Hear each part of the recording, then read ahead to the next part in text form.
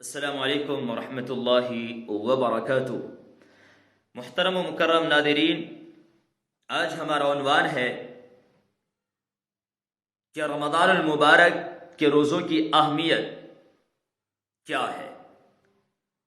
اس کی اہمیت کا اندازہ صحیح الجامع کی اس حدیث سے کیا جا سکتا ہے۔ صحیح الجامع صغیر کی ایک روایت ہے، حضرت طلحہ بن عبید اللہ فرماتے ہیں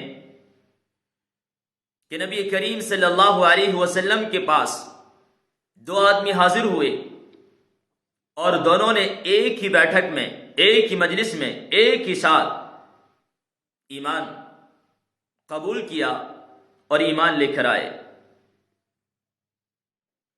اس کے بعد دونوں آپ صلی اللہ علیہ وسلم کے پاس سے واپس چلے گئے اور زندگی گزارتے رہے۔ ان میں سے ایک نے بہت زیادہ عبادت کی، فرائض بھی ادا کرتا تھا اور بہت زیادہ نوافل کا اہتمام کرتا تھا، اور اسی کے ساتھ ساتھ وہ کسی جنگ میں کافروں سے مقابلہ کرتے کرتے شہید ہو گیا اور دنیا سے چلا گیا۔ ان میں سے دوسرا فرائض کا اہتمام کرتا تھا، اس کے بعد نوافل کا زیادہ اہتمام نہیں تھا، لیکن اس کا انتقال اس والے سے جو شہید ہو کر مرا 1 سال کے بعد ہوا۔ لیکن یہ دوسرا والا شہید نہیں ہوا بلکہ اپنی فطری موت مرا۔ حضرت طلحہ بن عبید اللہ بیان کرتے ہیں کہ میں نے خواب میں دیکھا، جب میں نے ان دونوں کو خواب میں دیکھا تو دوسرا والا جو فرائض کا اہتمام کرتا تھا اور نوافل کا کوئی خاص اہتمام نہیں تھا، اور وہ شہید ہو کر بھی نہیں مرا تھا، فطری موت مرا تھا، لیکن 1 سال کے بعد مرا، وہ جنت میں اس شہید سے پہلے داخل ہوا۔ میں نے جب یہ منظر دیکھا تو مجھے حیرانی ہوئی اور میں نے لوگوں سے اپنے اس خواب کا ذکر کیا۔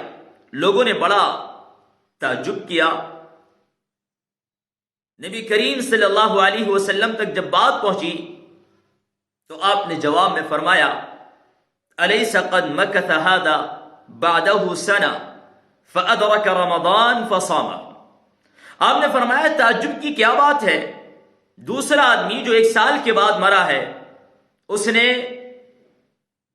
جب 1 سال اس کی زندگی بڑھا دی گئی اور 1 سال کے بعد مرا تو 1 سال کی وجہ سے اس کو سال کے رمضان المبارک کے مہینے کے روزے نصیب ہوئے، اور اس نے اس میں تراویح پڑھی، افطار کیا، سحری کی اور اس کے علاوہ اور بھی بہت ساری عبادتیں کی، اور پورا سال وہ نمازیں ادا کرتا رہا۔